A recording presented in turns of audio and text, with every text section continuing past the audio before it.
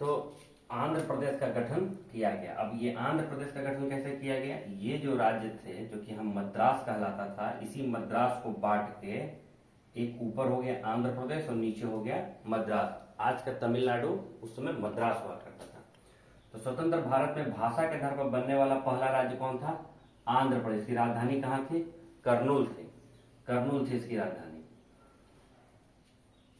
आजादी के समय भारत में ABCD राज्यों के श्रेणी थे, यानी कि कहीं कहीं आपको क, ख, ग और घ भी मिलेगा। तो ABCD राज्यों की श्रेणी थी, यानी क, ख, ग राज्यों की श्रेणी थी।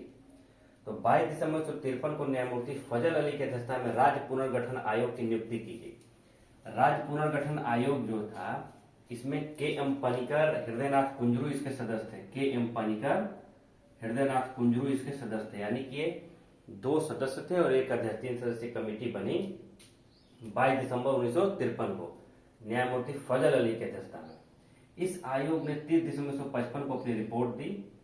इस आयोग ने 30 दिसंबर 1955 को अपनी रिपोर्ट दी और रिपोर्ट के आधार पर इस कमेटी ने भी यही रिपोर्ट दिया कि भाषा के आधार पर राज्यों का पुनर्गठन नहीं होना चाहिए। किस आधार पर होना चाहिए? प्रशासनिक आधार पर, पंचवर्षीय योजनाओं के आधार पर इसका गठन होना चाहिए। तो इस आयोग ने भी भाषा के आधार पर राज्यों के पुनर्गठन का विरोध कर प्रशासनिक आधार पर करने की सिफारिश की और ABCD राज्यों के आधार को समाप्त कर राज्य और केंद्र शासित प्रदेश में बांटने पर जोर दिया। यानी कि जो ABCD राज्य जो उस समय हुआ करते थे, उसको समाप्त कर राज्य हो और केंद्र शासित प्रदेश हो। यानी कि भारत में आज 28 राज्य और 8 केंद्र शासित प्रदेश हैं।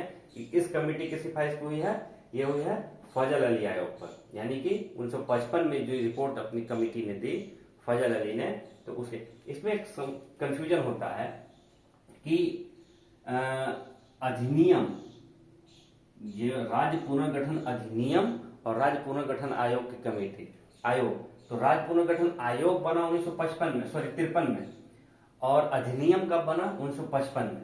तो अधिनियम यानी कि कानून बन गया 1955 में। रिपोर्ट कमेटी बनी 53 में और रिपोर्ट बना 55 में।